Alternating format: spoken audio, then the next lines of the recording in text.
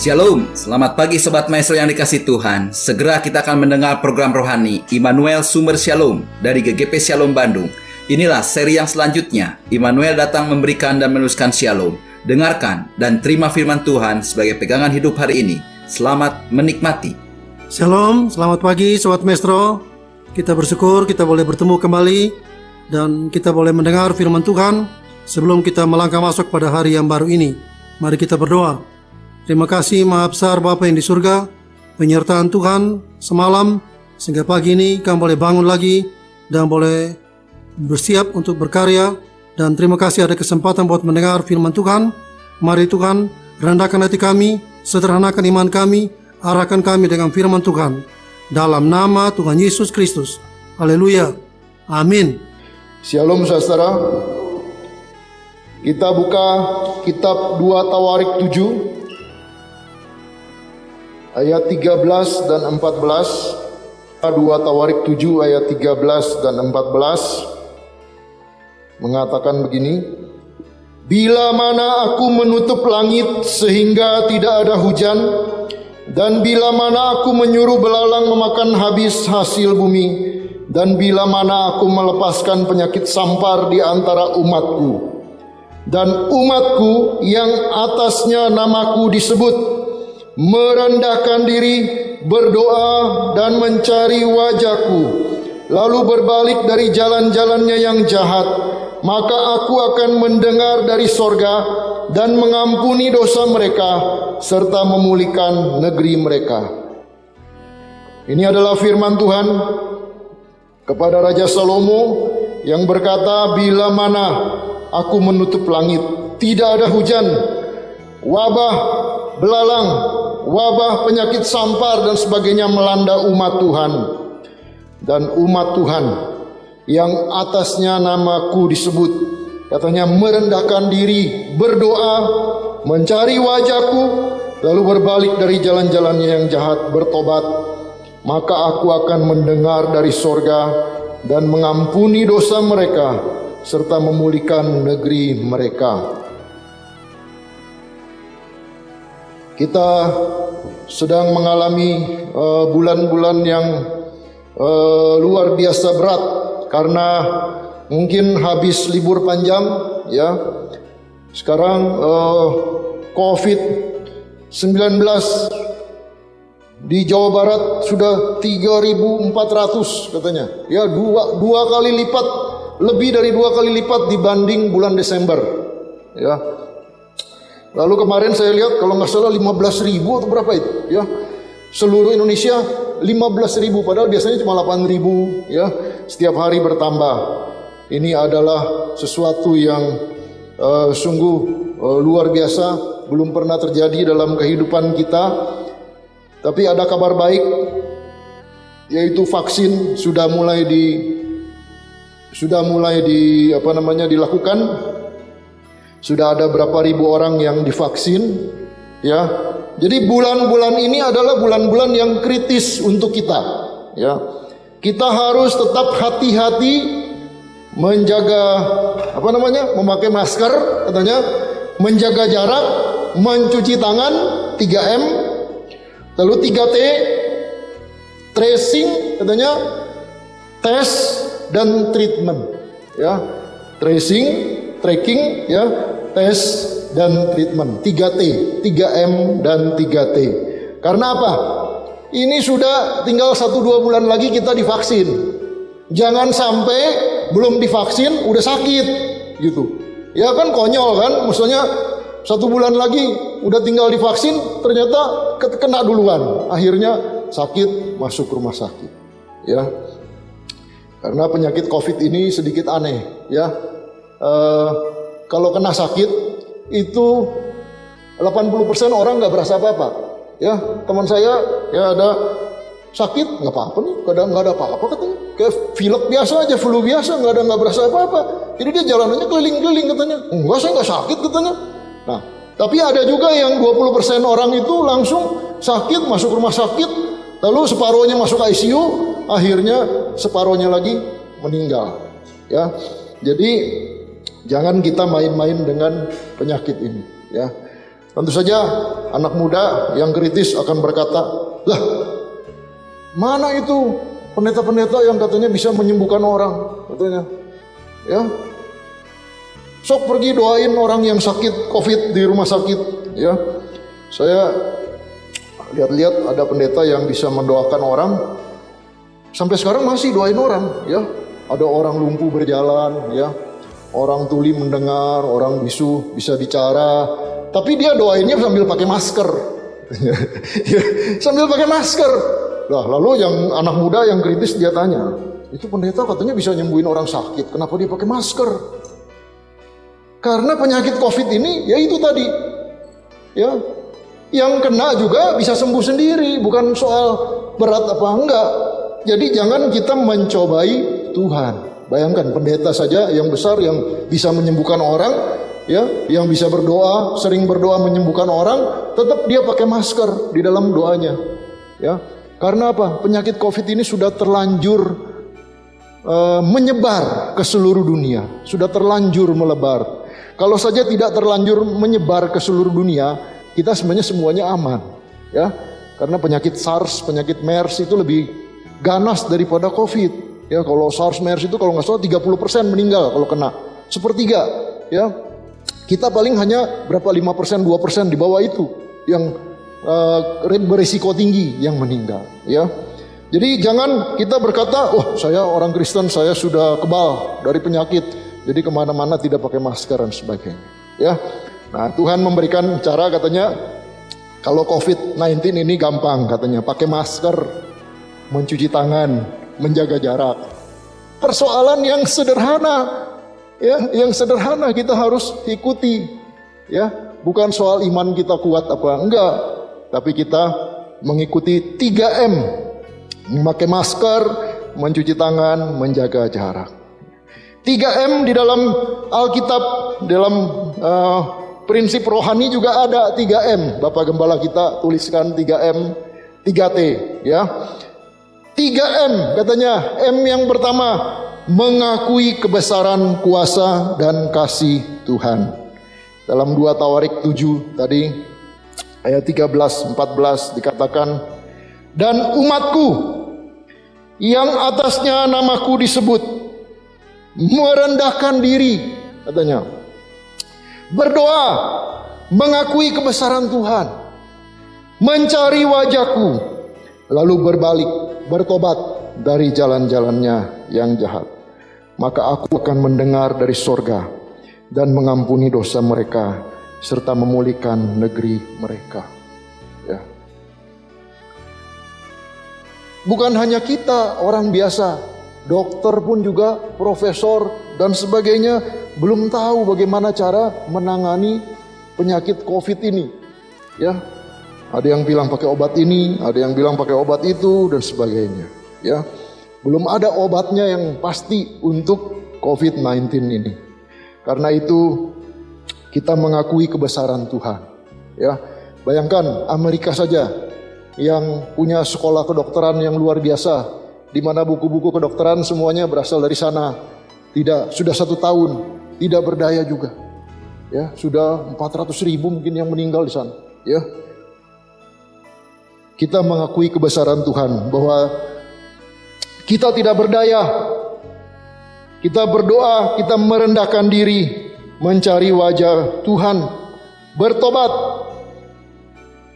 merendahkan diri dan menyembah Yesus Immanuel. M yang kedua, katanya merendahkan diri, menyembah Yesus Immanuel.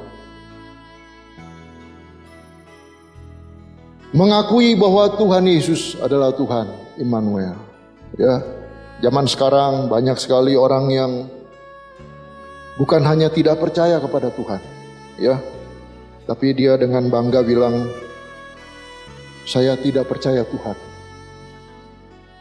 Ya, siapa itu Tuhan? Saya tidak percaya. Tulis lagi gede-gede di grup, saya tidak percaya Tuhan. Katanya, kamu-kamu yang pergi ke gereja, omong kosong itu semua, katanya. Waduh, juga ya, zaman sekarang orang bisa bicara apa saja, ya. Kalau zaman dulu nggak ada WA grup, ya, dia mau bicara juga nggak ada yang dengar, ya kan? Kalau sekarang bicara apa saja di grup, bebas. Ya, dia tulis, saya tidak percaya Tuhan. Tuhan tidak ada, katanya. Itu jangan mau kamu dibodoh-bodohin sama pendeta-pendeta, katanya. Jangan mau kamu dibodoh-bodohin sama gereja, katanya. Dan sebagainya gini-gini. Ya, zaman sekarang banyak orang yang begitu meninggikan dirinya. Padahal kalau ditanya, kamu memang kenapa nggak percaya Tuhan? Katanya. Ya.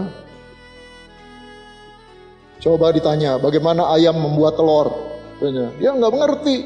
Ya, ayam membuat telur saja dia nggak mengerti. Bagaimana dia bisa berani bicara bahwa saya tidak percaya Tuhan?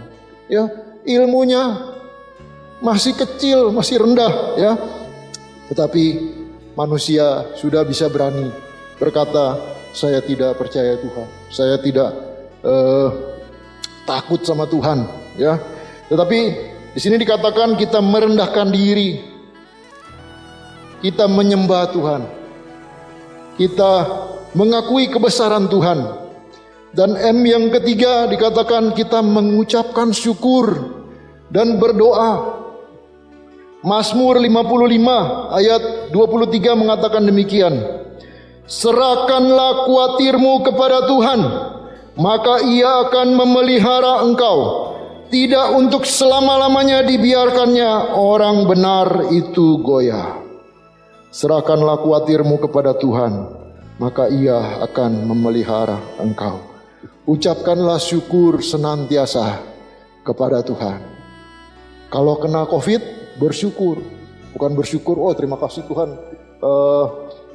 saya jadi orang hebat bisa kena COVID. Bukan. Tapi bersyukur bahwa di dalam segala sesuatu, walaupun kita kena COVID, tidak kena COVID, ya, walaupun kita dalam keadaan sulit, mungkin ada yang PHK, mungkin ada yang bisnisnya juga menurun dan sebagainya, kita bersyukur.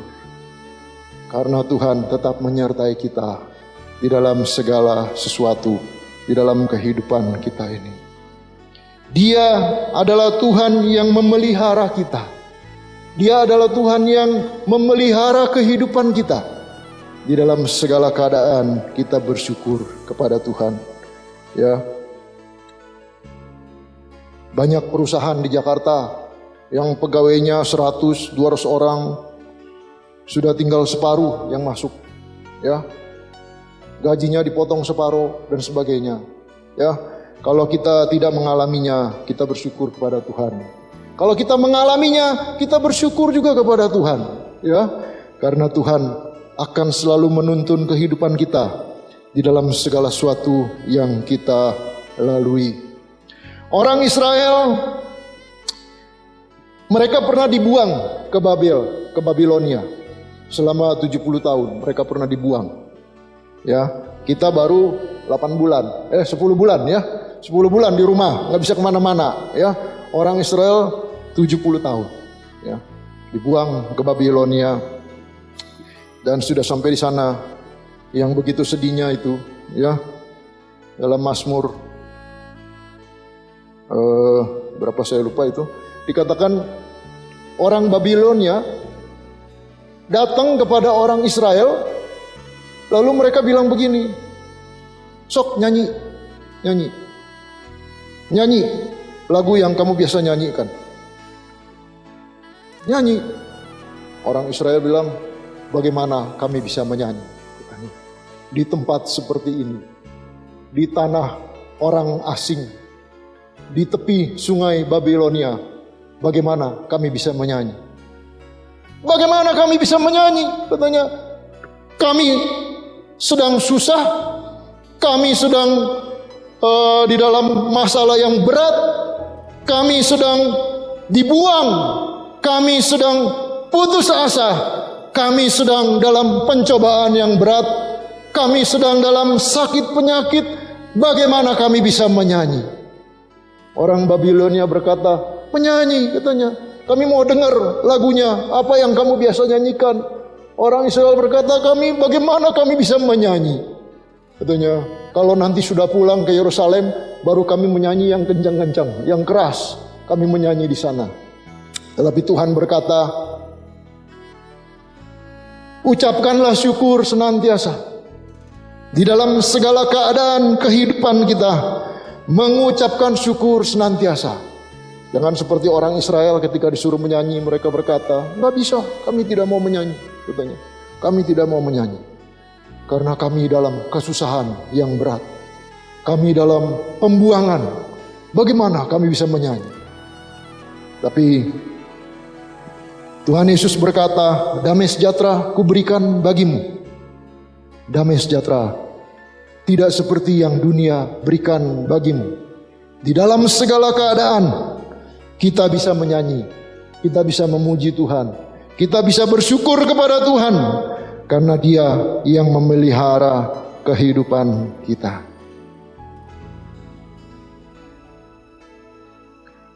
Dan kita juga harus mengingat 3T, katanya 3T. Yang pertama apa? Terimalah Tuhan Yesus Immanuel sebagai Tuhan dan Juru Selamat kita. Kisah Rasul 4 ayat 12 mengatakan, sebab di bawah kolong langit ini. Kisah Rasul 4 ayat 12 berkata, dan keselamatan tidak ada di dalam siapapun juga selain di dalam Dia, sebab di bawah kolong langit ini tidak ada nama lain yang diberikan kepada manusia yang olehnya kita dapat diselamatkan. Pada hari ini, jika engkau mendengar suaranya, terimalah Tuhan Yesus sebagai Tuhan dan Juru Selamatmu. Karena keselamatan tidak ada di dalam siapapun juga. Sekalipun engkau sedang kena COVID, kalau sembuh, tetap saja nanti semua orang akan meninggal. Ya, yang tidak kena COVID juga nanti akan meninggal. Ya, semua orang membutuhkan keselamatan daripada Tuhan. Karena itu Tuhan Yesus berkata, hendaklah barang siapa yang menerimanya diberinya kuasa untuk menjadi anak-anak Allah. Percayalah kepada Tuhan, maka engkau akan diselamatkan. Terima Tuhan Yesus Immanuel, Tuhan dan Juru Selamat kita. T yang kedua adalah tetap dalam persekutuan dengan Tuhan Yesus. Tetap dalam persekutuan dengan Tuhan Yesus. Karena nama Yesus adalah nama yang terindah. Tuhan Yesus berkata dalam Yohanes 14, jikalau ayat 15, jikalau kamu mengasihi aku, kamu akan menuruti segala perintahku. Aku akan minta kepada Bapa, dan Ia akan memberikan kepadamu seorang penolong yang lain, supaya Ia menyertai kamu selama-lamanya, yaitu Roh kebenaran. Ketika kita percaya kepada Tuhan Yesus, Dia memberikan kepada kita Roh Kudus yang akan menyertai kita selama-lamanya. Roh kebenaran yang akan membimbing dan bersekutu dengan kita.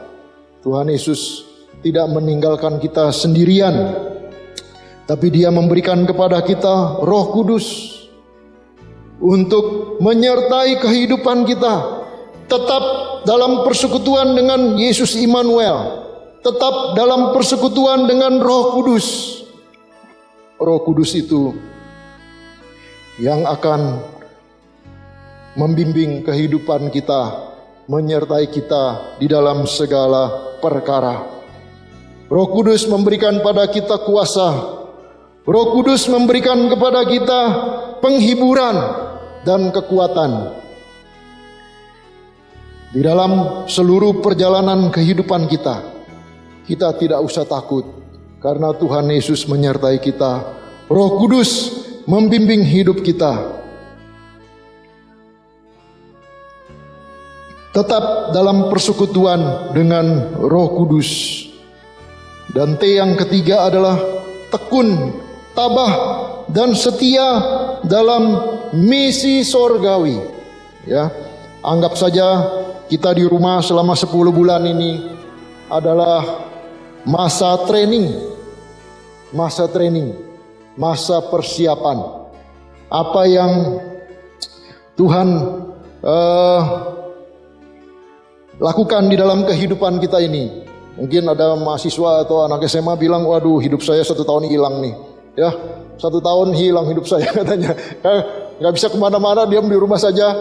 Rugi 1 tahun katanya. Anggap saja ini adalah masa training. Ya, masa kita bersyukur. Masa kita merenung kepada Tuhan. Masa kita untuk mempersiapkan diri kita. Supaya nanti kalau sudah berlalu COVID ini 1-2 bulan lagi sudah divaksin, ya, dan sudah katanya aman, ya. Sebenarnya vaksin juga katanya efektifnya cuma berapa? 65%, 70% katanya. Jadi kalau divaksin pun juga harus tetap hati-hati karena efektivitasnya hanya 65%. Jadi masih ada kemungkinan untuk kita juga terkena, walaupun nanti gejalanya akan lebih ringan, ya. Dan kita anggap bahwa masa kita berdiam diri di dalam Tuhan itu adalah masa untuk kita tekun, untuk kita mempersiapkan diri supaya kita bisa siap di dalam misi sorgawi, ya. Untuk Bapak Ibu yang lainnya yang sudah memiliki anak, ya, didiklah anak dengan sebaik-baiknya dan wariskanlah iman daripada Tuhan untuk anak-anak kita. Ajarlah anak-anak kita supaya mengenal iman dan mengenal kuasa Roh Kudus di dalam hidupnya. Seperti orang Israel, mereka tahu bahwa mereka tidak akan kembali. Tapi mereka mendidik anak-anak mereka supaya anak-anak mereka siap ketika mereka kembali. Jangan sampai setahun ini anak-anak kita sudah lama nggak sekolah minggu, sudah lama tidak youth dan sebagainya, ya, melempam. Tapi kita sebagai orang tua mengambil alih, kita mendidik anak-anak kita supaya tetap di dalam warisan iman daripada Tuhan. Dan ketika kita tekun, tabah dan setia di dalam masa training ini 10 bulan, bayangkan. Masa training luar biasa, 10 bulan di dalam rumah. Kalau Tuhan berkata kepada kita, siapakah yang mau pergi untuk aku? Siapakah yang mau aku utus? Lalu kita bisa berkata kepada Tuhan, Tuhan, ini aku, utuslah aku.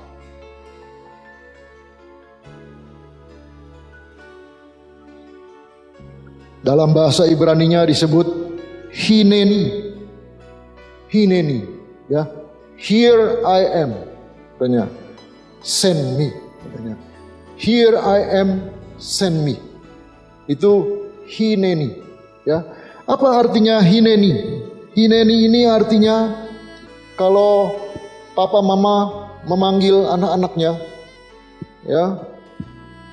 Lalu anaknya menjawab, "Ntar," nah, katanya, ya kan? Biasanya gitu kan kalau dipanggil di rumah, ya, "Johnny," katanya, "ntar." Nah, itu bukan hineni, ya. Tapi kalau misalnya "Johnny," katanya, "apa sih?" Nah, ada yang begitu kan, ya. "Apa sih?" katanya, manggil-manggil. Udah tahu orang lagi sibuk, padahal lagi main HP, ya misalnya, ya. Itu bukan hineni, ya. Ya, hineni. Artinya apa? Ini aku Tuhan. Apa yang aku bisa lakukan untuk, ya. Tuhan memiliki banyak cara untuk memakai kita, ya.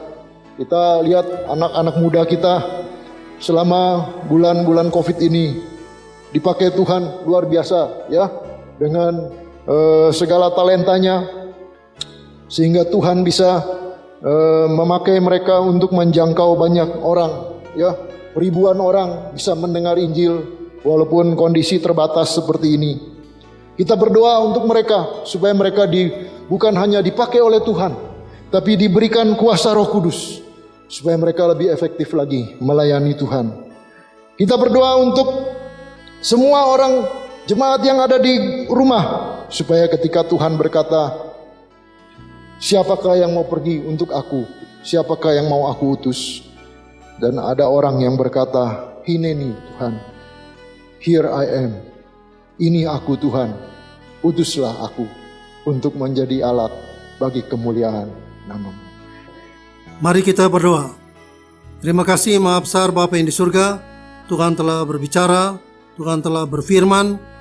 Biarlah Tuhan juga yang menyempurnakan, meneguhkan dan membenarkan setiap firman yang telah kami dengar pada pagi hari ini.